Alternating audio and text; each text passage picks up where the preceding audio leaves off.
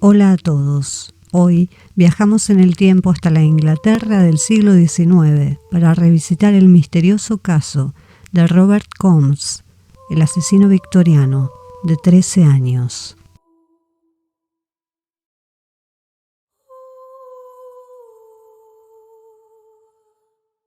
Robert Allen Combs había nacido el 6 de enero de 1882 y era el hijo primogénito del matrimonio formado por Emily Harrison Allen y Robert Combs, quien era camarero de barco y que trabajaba a bordo del transatlántico France, lo cual lo mantenía alejado de la casa familiar por largos periodos de tiempo.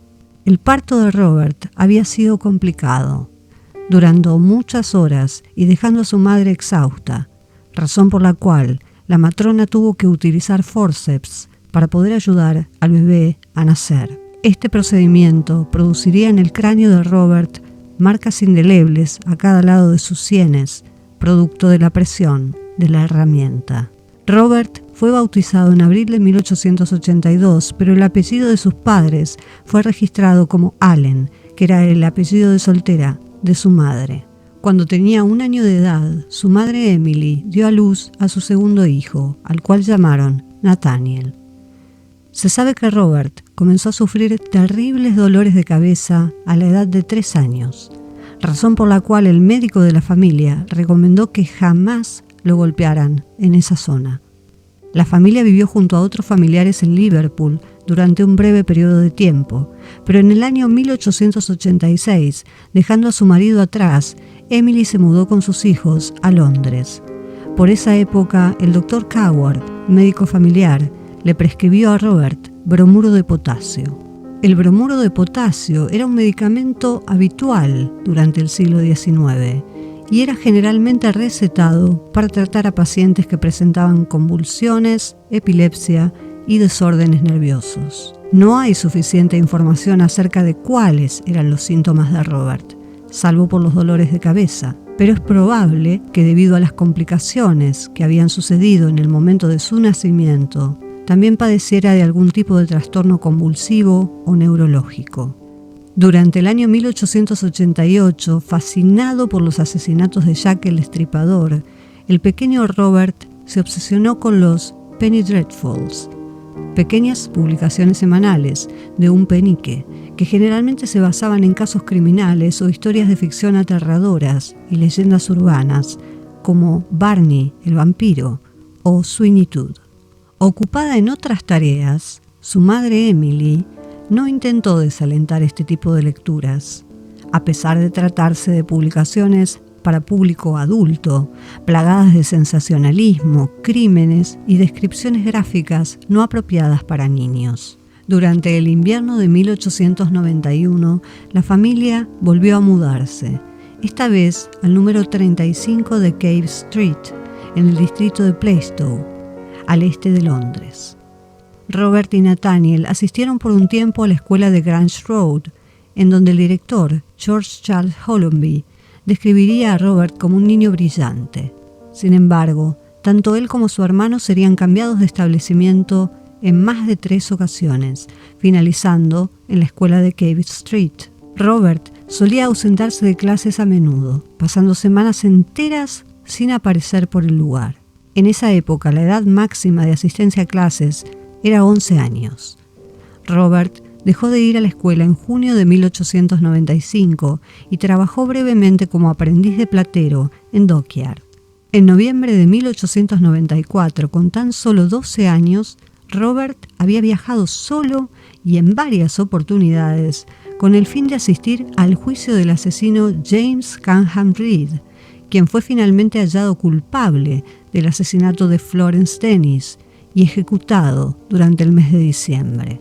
No se sabe si su madre era incapaz de controlarlo o si simplemente no se preocupaba por las ausencias de Robert, pero no es extraño suponer que no era una madre muy afectuosa o que se preocupara demasiado por los quehaceres de sus hijos.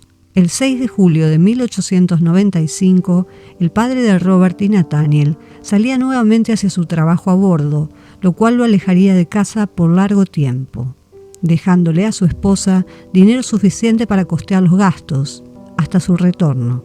Al día siguiente, domingo 7 de julio, en medio de una discusión, Emily había golpeado a Nathaniel, el hermano menor de Robert. Nathaniel le confesó entre lágrimas a su hermano Robert que deseaba matarla. Seguramente una expresión de furia del momento que no tenía la profundidad que Robert interpretó.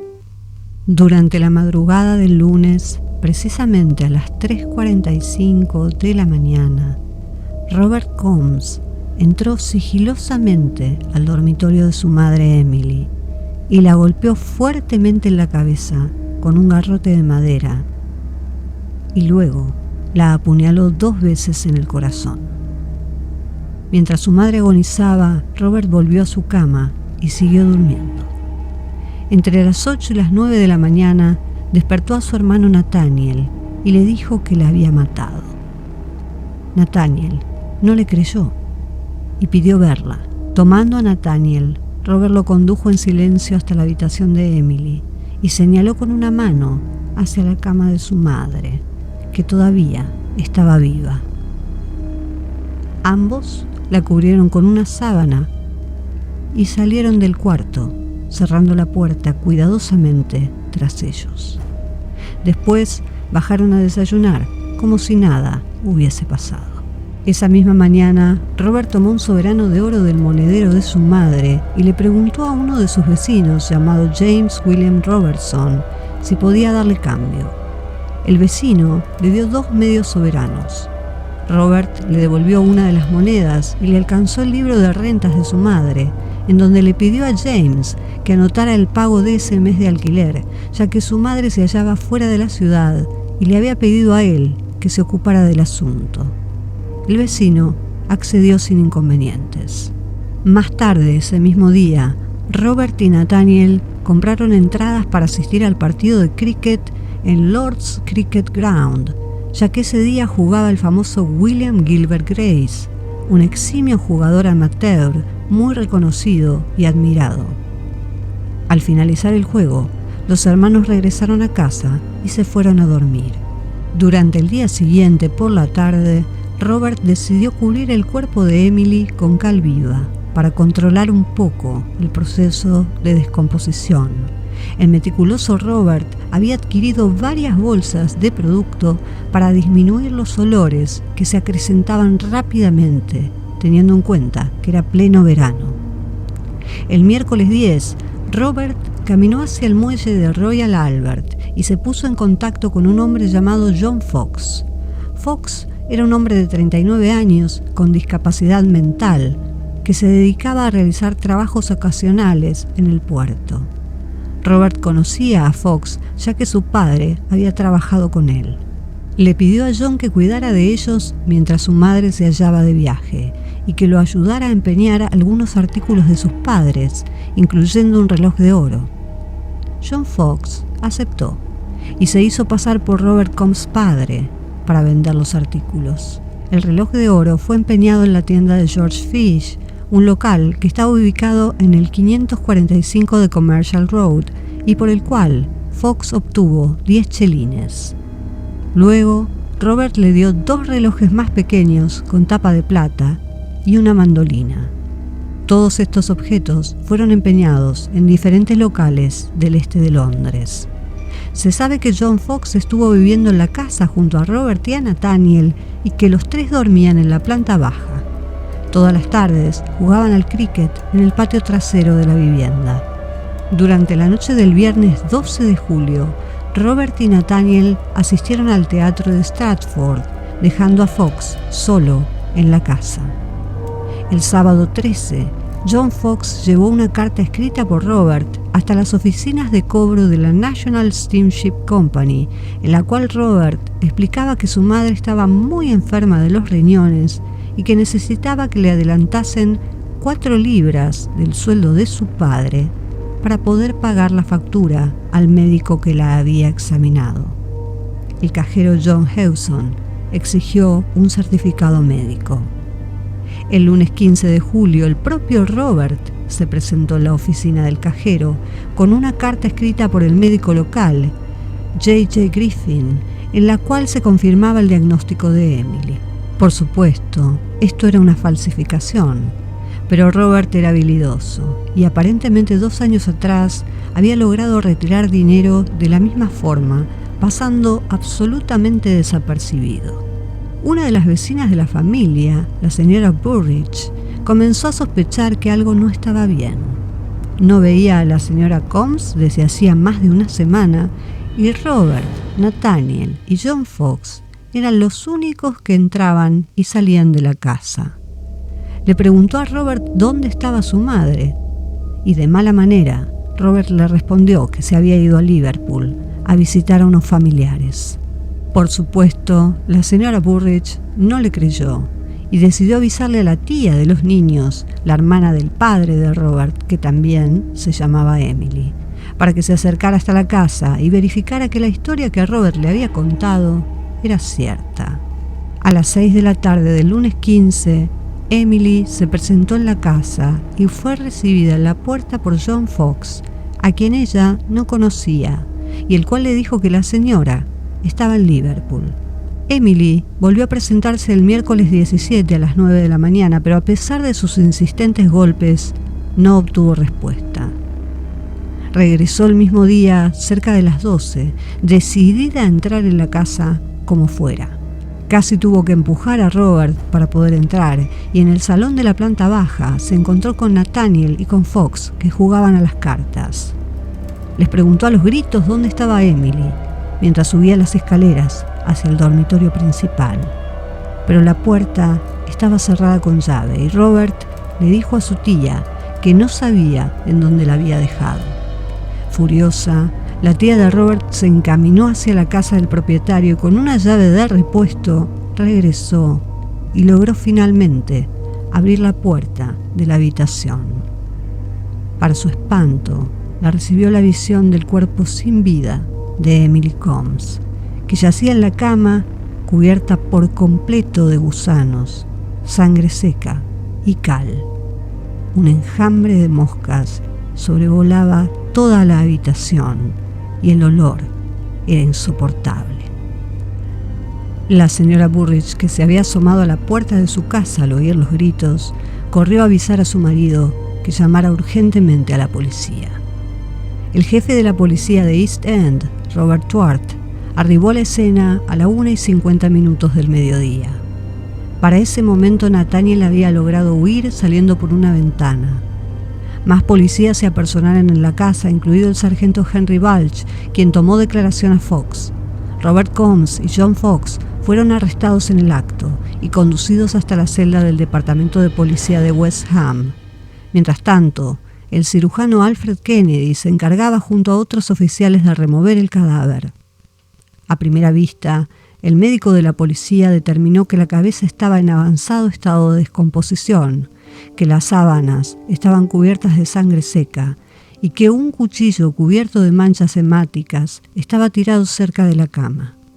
Nada había sido tocado en días. No había habido intención alguna de deshacerse del cuerpo ni del arma homicida.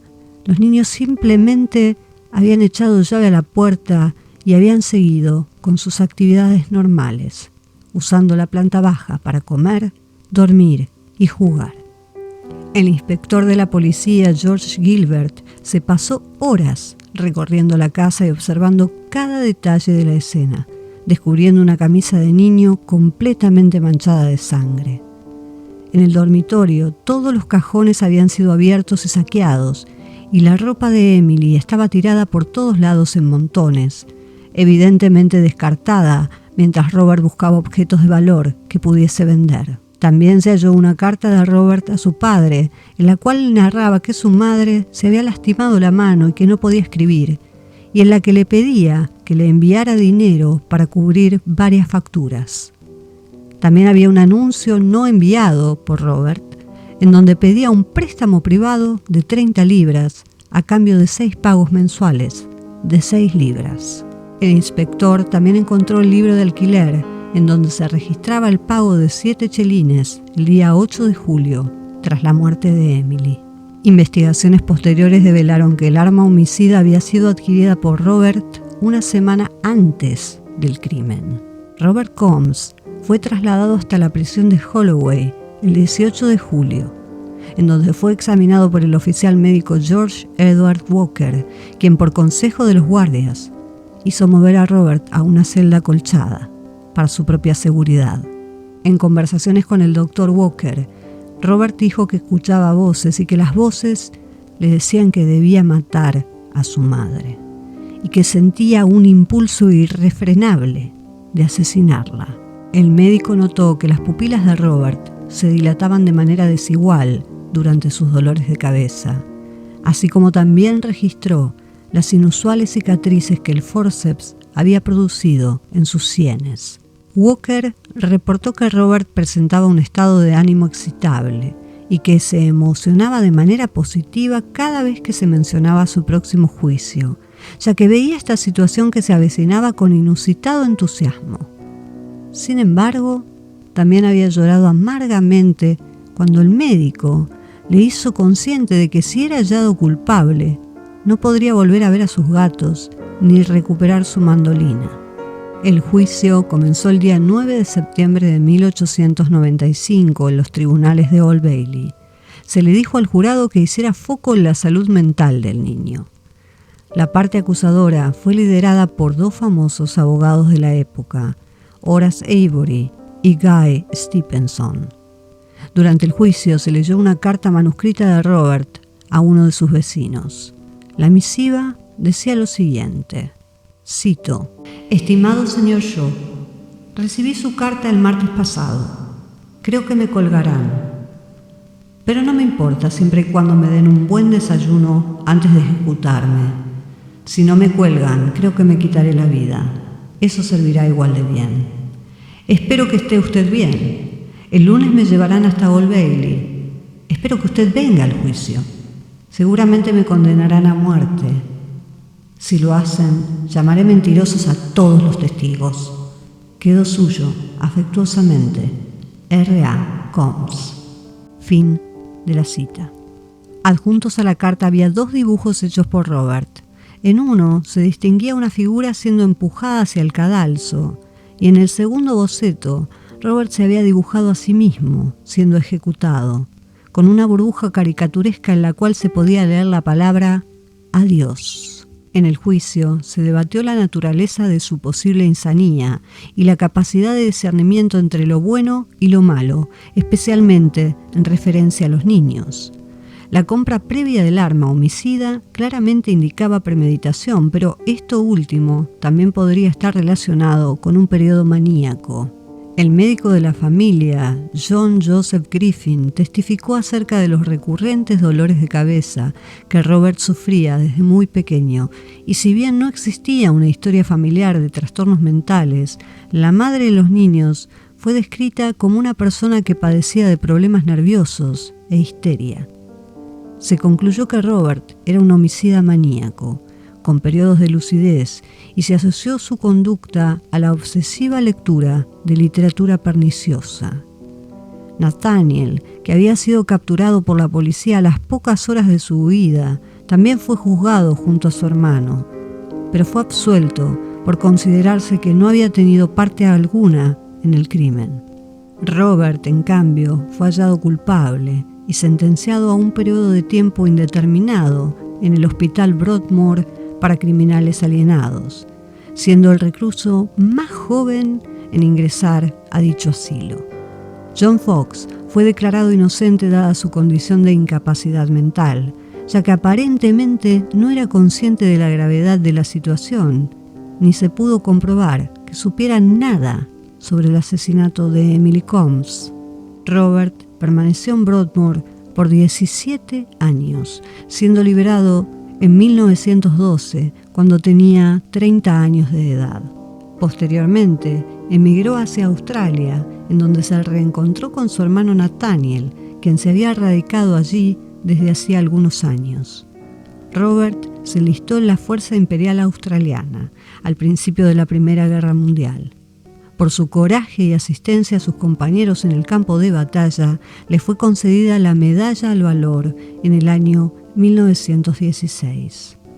Tras la guerra, trabajó como granjero y enseñó música en el área de New South Wales, Jamás se casó, pero adoptó un niño que supuestamente era maltratado por su padre, al cual crió con el mayor de los afectos, y para todos sus conocidos, que nada sabían de su historia previa, fue un excelente amigo y confidente, un hombre amable y bondadoso, siempre dispuesto a ayudar a los más necesitados. Tras su fallecimiento en el año 1949, legó a su hijo adoptivo todo su patrimonio. Al momento de su muerte, Robert Combs tenía aproximadamente 67 años. Gracias a todos por haber visitado mi canal, espero que les haya gustado y nos vemos en el próximo caso en Crímenes del Pasado. Gracias.